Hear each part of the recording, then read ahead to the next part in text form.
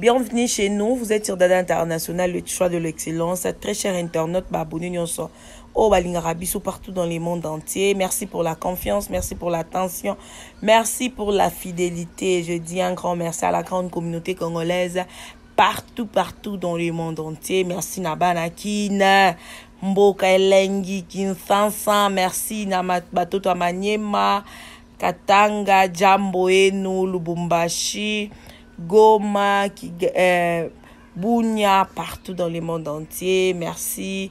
Bana ya Bandundu, Mbote, Betwabwe, Mbujimai, Betwabwe, Mbote Nabiso.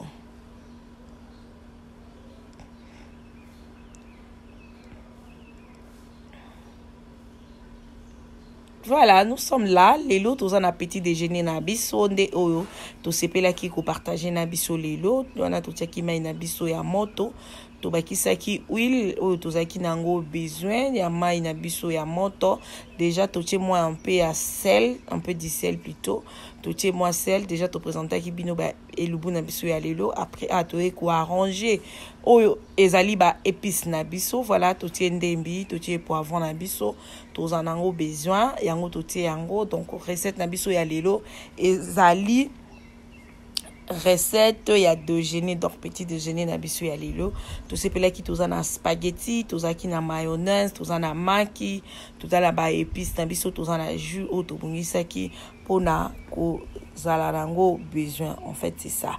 Voilà ce que tu vas dire bongisa ba épices nabiso très bien là, tu vas dire bongisa ba épices nabiso oyo to zala nango besoin, tout ça nabiso que déjà qui prêt. Yango to bandisco ko kata ba épices na biso bien to bandisco bon ça ba épices to za yango besoin par rapport ya mai na biso oyo to tiaki na moto. Voilà, restez toujours branchés, très chers abonnés. Mbote mingi na bato ya ba Congo central. To pesi bino mbote belé bandundu. Voilà, bisous à vous. Merci beaucoup. Na bato nyonso batala biso na Maniema njo kwetu. Batoto ya Maniema, donc merci beaucoup. Butembo, bato nyonso batarabiso partout dans le monde entier. Nabo sanité, Mbujimai, Kananga, partout. Chikapa, merci beaucoup. Bato nyonso batarabiso mingi. Nabo sanité, Kinsansa, Kisangani, Jambo, Balokele, Jambo. Ah, nabo sanité mbote na kilokele. Na lukango ti vidéo ici là, voilà, na bongisi matungulu, na bongisi céleri na ngai, na zui na tie moi marinade moko o nazaki nango besoin, voilà, na zui ko saucisse na biso par rapport ya mai na biso oyo to tiaki na moto, voilà. Na bongisi saucisse na biso pena to zai nango paquet, ma ezana oyo to lingaki ko sala na yango spaghetti. Yango to bandisco ko bongisa yango tazangisi yango na ba épices na biso oyo tozaki nango besoin, voilà, ba épices na biso tozaki nango besoin nyango wana na bongisi ndembi. Merci beaucoup na famille Libota, la grande communauté ya famille Libota, en tout cas merci pour tout, voilà. Na zuba épices nanga na sangisi na mai nanga oyo na tiaki na moto, voilà, matungulu nangai, ndembi, marinade nanga na jusqu'au poivron nanga pe na nango besoin na tie yango na moto, voilà, na bandiko tia yango na moto, voilà. Na sangisi yango na mélange ya mai oyo to tiaki na moto, mai nanga ya déjà na tiaki moi huile nanga ndambo et puis na tiaki moi marinade nangai ya ndambu, voilà, na tiaki pe mon ndambu na bandiko kata na bongisi be pista décoration kitoko déjà, ça donne envie, je vous dis. Nga déjà na zaso na besoin ça les locaux déjà et puis ça nga pour ça makasi na fini ki yango après na ye ko continuer ko ça be piste pona dans un besoin na pona makina ngai, voilà. Merci la grande communauté ya famille Libota, merci beaucoup aux compagnons de Dada International, jamais sans vous.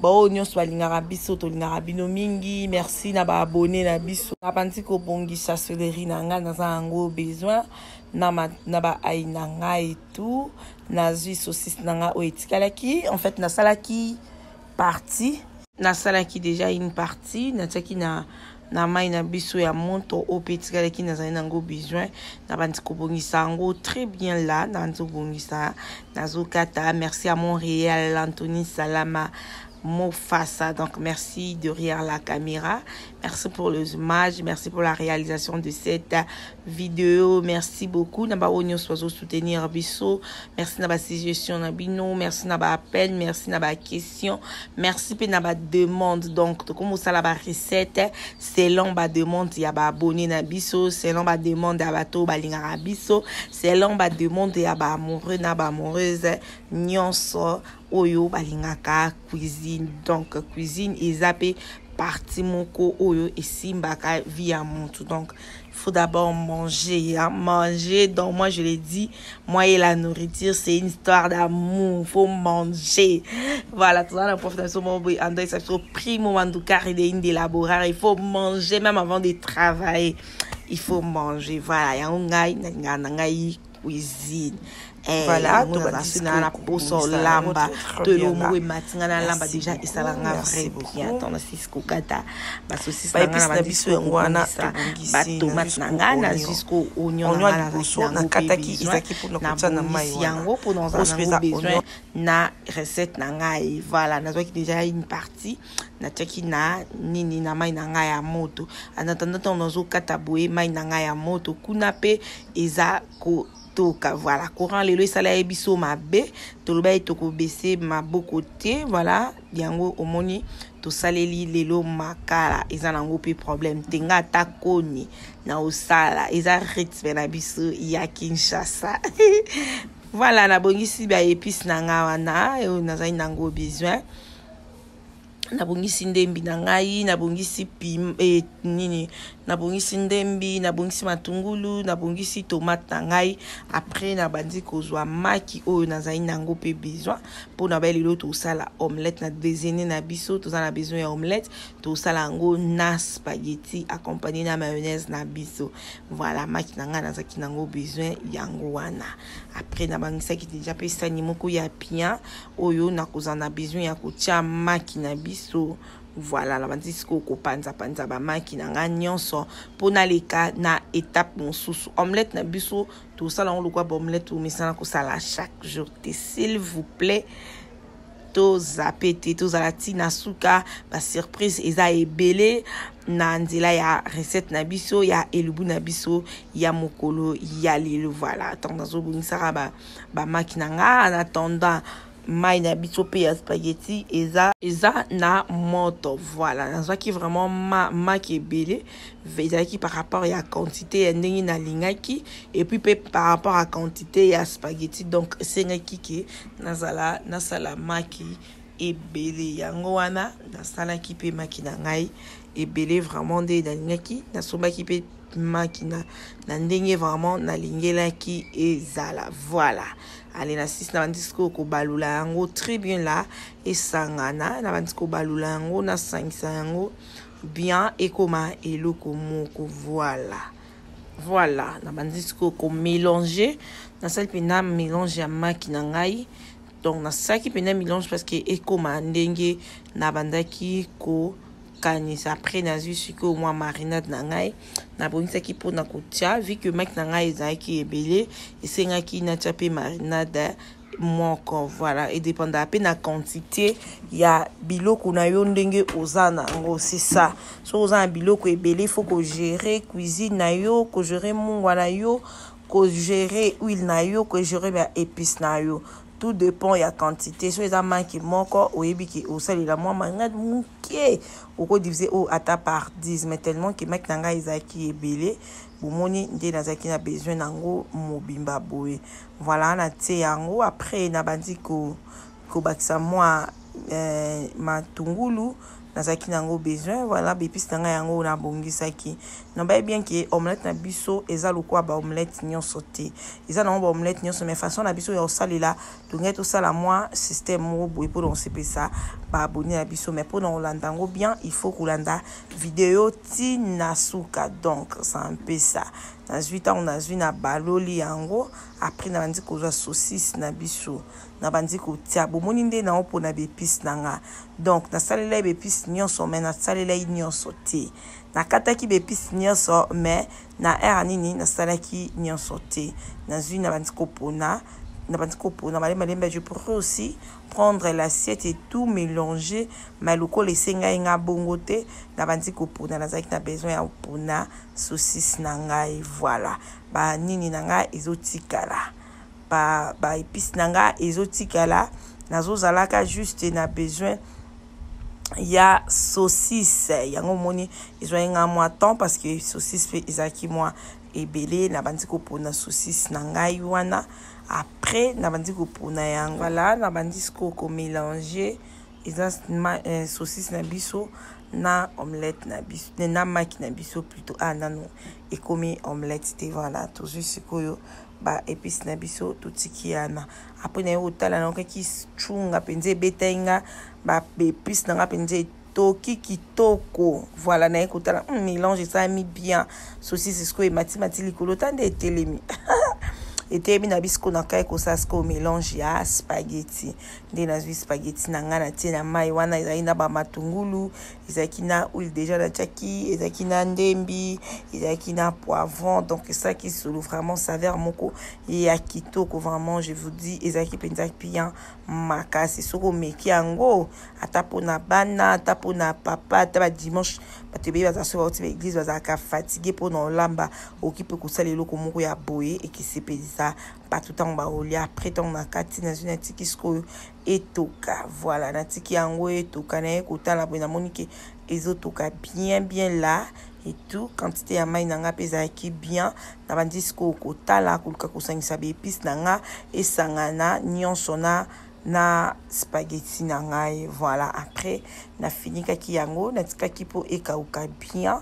na ekotala na monike ekauka ki tellement bien ekauki bien de na ngabo moni nde spaghetti na ngezaki ekitoko makasi na spaghetti apoto te voilà na koka te bato mso nga eza mai te nga boy pe natango olia baloli mama na nga le goût de ça je vous dis eza kitoko moko faut goûter en fait essayer ba amoureux za cuisine to essayer aka pona changer pe goût na bato o batala biso et puis na bato to lambelaka bazala vraiment très content basepela na recette na yo voilà dans une Natalia na monique nde ba épice nanga esangana ki bien biloko na ngebeli na kitisi to lekis ko na étape omelette na biso pona osala na étape na biso oyo na juste ko na ndiko créer tomates omoni akomo classer tomate na ese bino te et omelette na biso eza lokola recette nyonso te nde to misala ko sa ba omelette nyonso te na classer yango bien d'ailleurs vraiment on a besoin de classer en haut très bien là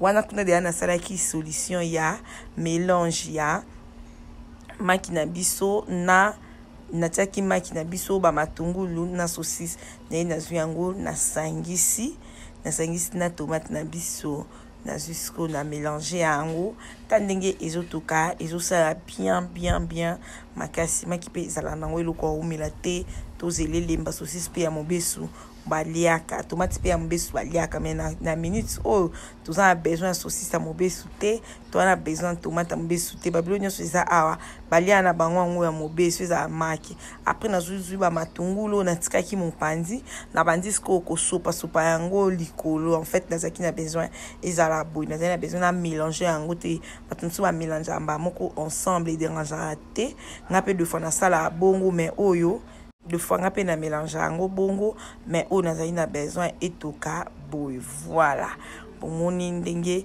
makina biso présentation donc vraiment c'était ouais je vous dis elengi moko eza awa pardon to meka kaka voilà la monique makina ngai ekomi kokanga manase na bi pardon na landela non be épice na ngai o na chaki voilà na bandiko balolango na ndenge ya bien pona ezala kaka ndenge ngai nazokanisa voilà ba épice nanga pende fandaki bien saucisse nanga pe ezalaki bien maki nanga pe ezalaki très bien là na moni maki nanga pe bandi kozwa couleur mosusu e bandi kozwa elongi mosusu e bandi kozwa saveur mosusu ezalaki pe na goût mosusu voilà Nathalie maki nanga c'est bon il faut aussi aller en a moi nini ya mukie voilà bomoni ndenge ezotoka wana ezotoka malembe loka bepisi pe sala mwa mai mwa tomate pe sala mwa mai esali mwa mai yango nazo gérer voilà bomoni ndenge ezotoka ezopesa penza goût ya kitoko. Merci beaucoup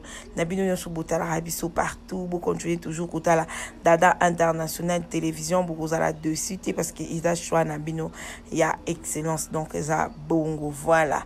Tous a toujours na Dada International tout allié le boye tout allié recette na biso moko boye tout sepeli pourquoi pas tout kende ko partager tout tindela bandeko na biso mosusu bomoni nazali na besoin et panzana et ezala bien boye na jusqu'au yo na baloli yango bomoni maki nanga déjà na se ebeli bien na tiaki ba tomate na ngai voilà maki nanga ebeli bien na tiango na sani après na ye ko balola yango na te yango na kikalungu voilà otie na sani obaloli esalaka ke maki epanzana te so ta besoin maki epanzana te osali boy so ta no pe na besoin maki epanzana ezaka ka l'essentiel ekota na libomo voilà na staliana na moni ke maki nanga pe ezo sala déjà bien makasi to moni ke mai elongwe mafuta ezo tikala voilà na tali yango et ina na besoin ezala saignante en fait ezala ba zeite yango na bandai ko tala Nathalie na moni na maki eza na nini ze eza nano